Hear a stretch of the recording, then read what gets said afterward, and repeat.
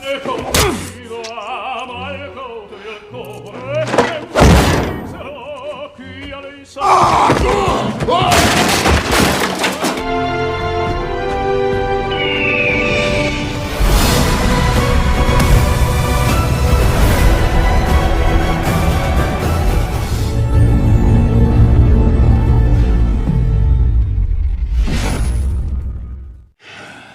I'm fine.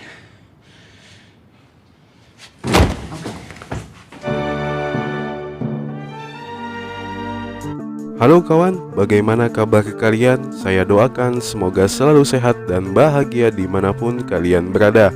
Kita berjumpa lagi kawan dalam alur cerita film di Ahmad Irwan Channel. Yang kali ini kita akan kembali membahas sebuah film bergenre action superhero dari film yang rilis perdana di tahun 2004, yaitu Punisher.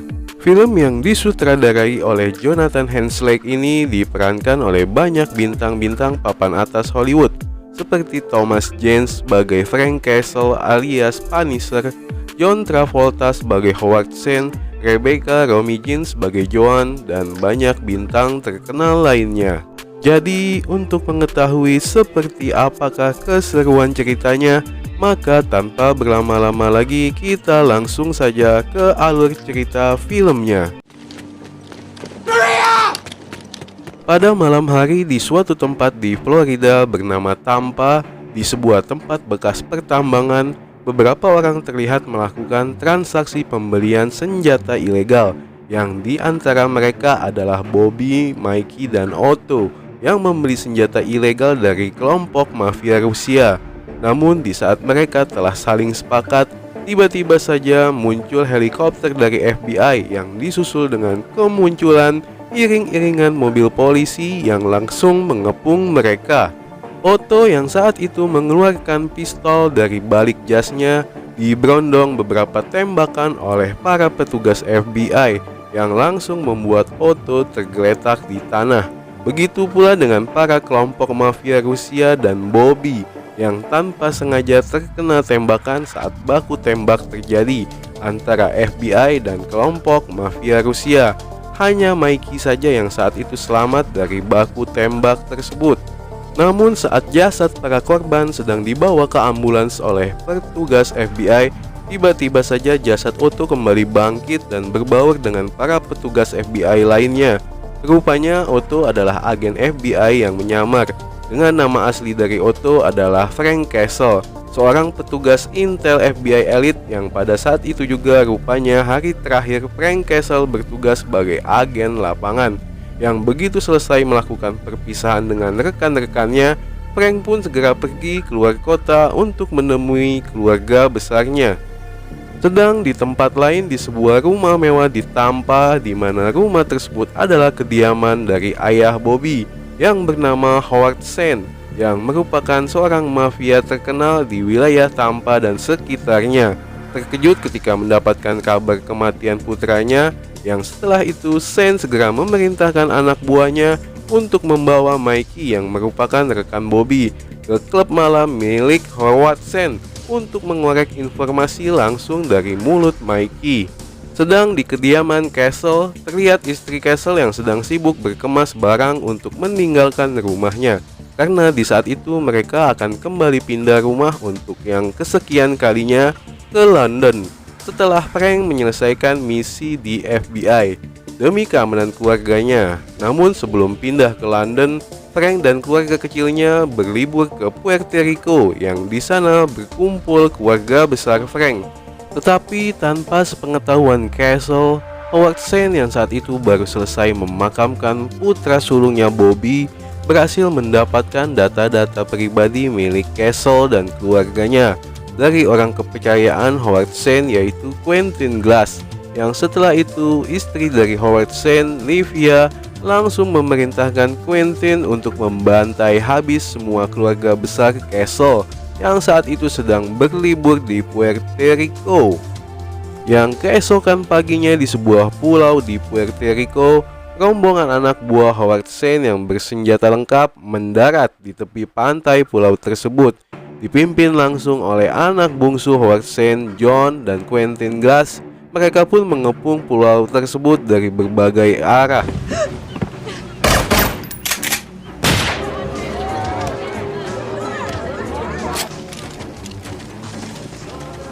Tanpa ampun, anak buah Howard Shane membantai dengan sadis satu persatu anggota keluarga Frank Castle, termasuk kedua orang tua kandung Castle dan juga istri dan anaknya.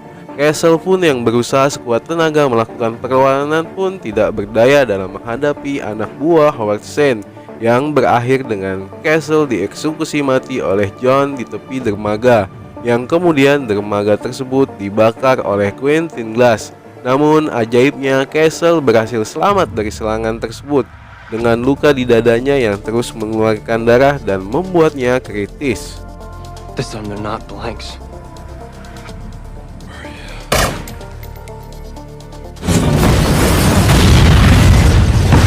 Beruntungnya di saat itu seorang penduduk lokal yang bernama Candelaria segera menolong dan merawat Castle di kediamannya.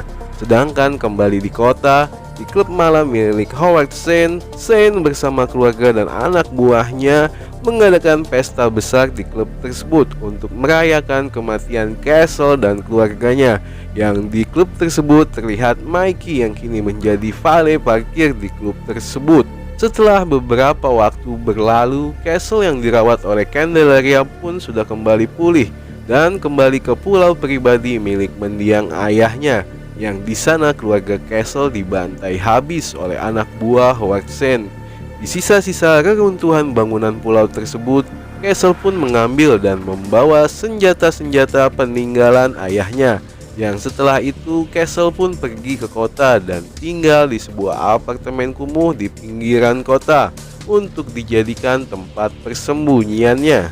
Yang di kamar apartemennya tersebut, Castle mengumpulkan senjata dan memodifikasi furniture di kamarnya sebagai tempat penyimpanan senjata tersembunyi.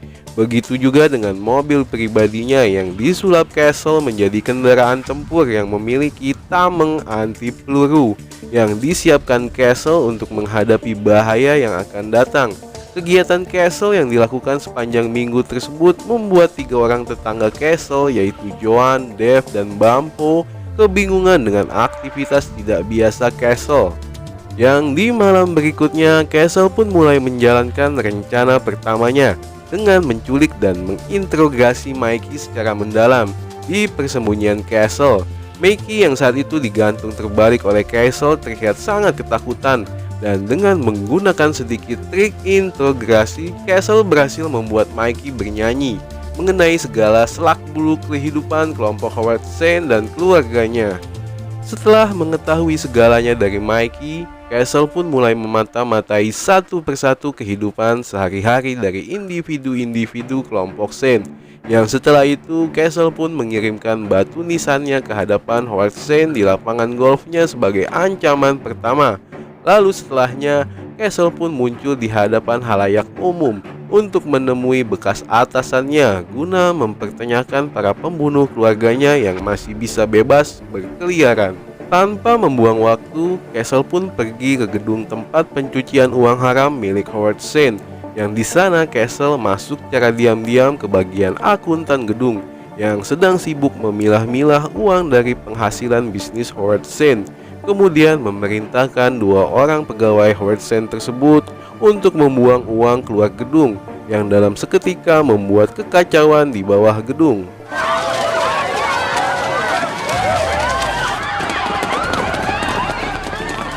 Lalu ketika di lobi gedung, Castle pun dengan mudah membunuh 2 orang anak buah Howard Shane yang melakukan penjagaan di gedung tersebut.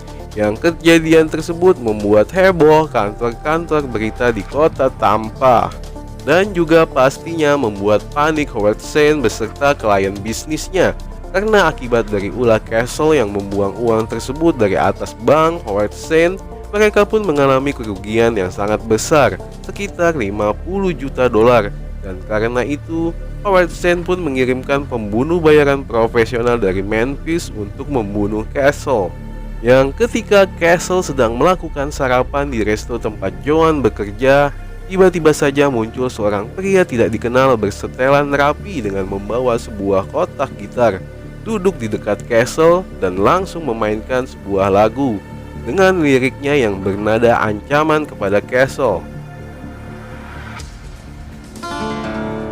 Begitu selesai memainkan gitarnya, pria tersebut pun mendekat ke Castle dan memperkenalkan dirinya dengan memperlihatkan tulisan di kotak gitar tersebut bertuliskan Harry Hack. Kemudian pergi keluar resto meninggalkan Castle begitu saja. Lalu di saat Castle berada di sebuah jembatan penyeberangan, tiba-tiba saja dari arah belakang muncul sebuah mobil hijau dengan kecepatan tinggi yang langsung menabrak mobil Castle, yang rupanya mobil tersebut dikendarai oleh Harry Hack yang tanpa basa-basi langsung menghujani mobil Castle dengan tembakan dari senjata beratnya. Beruntungnya di saat itu Castle sigap dengan menarik perisai baja di jendelanya yang kemudian menghindar menjauh dari Harry. Namun karena tiba-tiba saja muncul seorang wanita di tengah jalan, Castle pun langsung membanting setirnya hingga membuat mobilnya terpelanting terbalik. Dan di saat itu pula muncul kembali Harry yang mengejar Castle. Tetapi tanpa diduga Harry, Castle berhasil membunuh Harry hanya dengan sebuah pisau kecil yang bisa ditembakkan mata pisaunya tepat ke leher Harry. Dan untuk membalas serangan tersebut, pada suatu malam, Castle pun berhasil menghancurkan sebuah speedboat milik Howard Shane yang di dalam kapal tersebut terdapat muatan semua uang haram dari bisnis Howard Shane di Tampa. Yang tentu saja kejadian tersebut membuat Howard Shane murka dan segera memerintahkan Quentin untuk mengirimkan orang Rusia untuk menghabisi Frank Castle malam itu juga. Yang di saat itu Castle baru saja menghadiri undangan jamuan makan malam sederhana di kamar Joan bersama Tampo juga Dave. Yang dari pintu kamar Castle tiba-tiba saja muncul seorang pria Rusia berperawakan besar yang langsung menyerang Castle di kamarnya hingga menyebabkan kegaduhan pertarungan hebat yang sampai ke kamar Joan.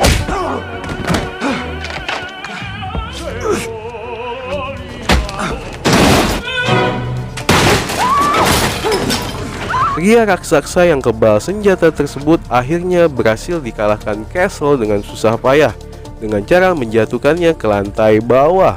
Namun akibat dari pertarungan tersebut, Castle pun mengalami luka serius di tubuhnya dan Castle menolak dibawa ke rumah sakit oleh Joan dan yang lainnya. Yang karena penolakan tersebut dengan kemampuan seadanya, Joan pun berusaha mengobati luka-luka di tubuh Castle. Namun di saat itu dari lantai bawah tiba-tiba saja muncul Quentin dan John dengan beberapa orangnya yang mencari Castle. Panik dengan kemunculan mereka, Dave tanpa sengaja menekan sebuah tombol rahasia di meja kamar Castle. Yang dari lantai kamar muncul sebuah ruangan rahasia yang kemudian dengan segera mereka pun sembunyikan Castle di ruang tersebut. Karena terus diam saat ditanyakan keberadaan Castle oleh Quentin, Dave harus rela menerima siksaan yang sadis oleh Quentin dengan cara dicabut secara paksa tindik di wajah Dave menggunakan sebuah tang pencapit oleh Quentin. Yang setelah itu Quentin dan John pun pergi dari tempat tersebut. Castle yang melihat Dave dalam keadaan kritis segera mencabut pisau di alat pemotong miliknya dan segera menghampiri anak buah Howard Shane yang berjaga di luar kamar. Dengan penuh kemarahan, Castle langsung menancapkan pisau besar tersebut tepat ke kepala anak buah Howard Shane tersebut. Setelah itu, Castle pun menuliskan surat pernyataan untuk kawan-kawan barunya di apartemen yang menolongnya mengenai alasan dia melakukan pembalasan terhadap Howard Shane dan kelompoknya. Castle melakukan rencana selanjutnya untuk mengadu domba orang-orang dekat Howard Shane dengan Howard Shane sendiri. Dengan cara Castle mencuri anting berlian milik istri Howard Shane, Livia, dari dalam mobilnya. Yang kemudian Castle membawa anting berlian tersebut ke dalam kediaman Quentin secara diam-diam. Namun sebelum menjalankan rencana tersebut, Castle yang telah mengetahui Quentin adalah seorang gay berhasil memancing Quentin keluar rumah dengan ancaman akan menyebarkan foto mesranya dengan pasangan gaynya ke internet. kalau Quentin tidak mau menemui Castle di sebuah butik ternama. Dan setelah berhasil menjalankan aksinya, Castle pun menghubungi Mikey untuk memberikan tiket tilang dari mobil Livia yang ditilang di dekat Hotel Wendyman, hotel yang sama Mikey pernah laporkan kepada Howard Zinn ketika dia menanyakan keberadaan Quentin pada Kamis lalu. Howard Zinn yang menyadari ada yang aneh dari ucapan Mikey langsung terbakar api cemburu dan mencurigai kalau istri dan orang kepercayaannya telah melakukan perselingkuhan tanpa sepengetahuannya selama ini. Yang setelah itu Howard Zinn pun langsung pergi ke kediaman Quentin untuk mencari tahu. Yang ketika berada di kamar Quentin, Howard Zinn pun menemukan sebuah anting berliannya yang dia hadiahkan ke Livia tergeletak di atas kasur Quentin. Melihat hal tersebut, Howard Zinn pun semakin terbakar api cemburu. Dan dengan segera Howard Zinn pun membunuh dua orang dekatnya tersebut tanpa ampun.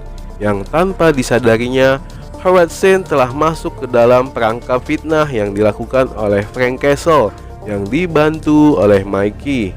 Sekembalinya Howard Zinn ke klubnya, Howard pun segera membagikan sejumlah uang senilai $50.000 ke masing-masing anak buahnya untuk membantunya menghabisi Frank Castle. Dan di luar klub Howard Zinn, Frank Castle pun masuk secara diam-diam ke dalam klub dan mulai membunuh satu persatu anak buah Howard Zinn yang berjaga di lantai bawah.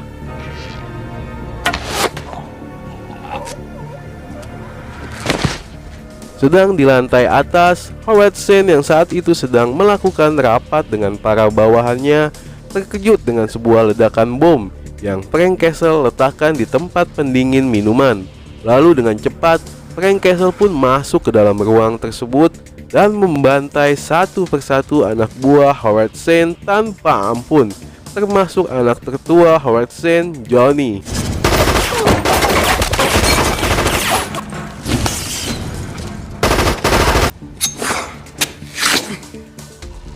Don't leave me like this. Don't leave me like this. Lalu di halaman parkir klub, Howard Zinn yang berusaha melarikan diri berhasil dilumpuhkan dan jatuh tergeletak tak berdaya karena tembakan dari pistol Frank Castle. Yang dalam keadaan tersebut, Frank Castle akhirnya membunuh Howard Zinn dengan mengikat kakinya ke bagian belakang mobil yang telah dipasangkan alat peledak, yang kemudian oleh Castle pun diledakkan.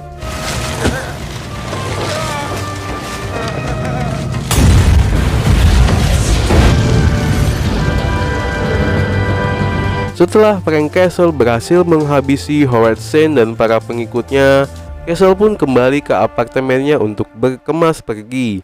Namun sebelum pergi, Castle pun berpesan kepada Joan kalau dia meninggalkan sesuatu untuk mereka di lemari dapur Dave. Yang begitu Dave kembali, barulah diketahui kalau sesuatu yang dimaksud oleh Frank Castle adalah sejumlah uang dalam jumlah besar. Dan film pun berakhir. Frank Castle is dead. Call me the Punisher.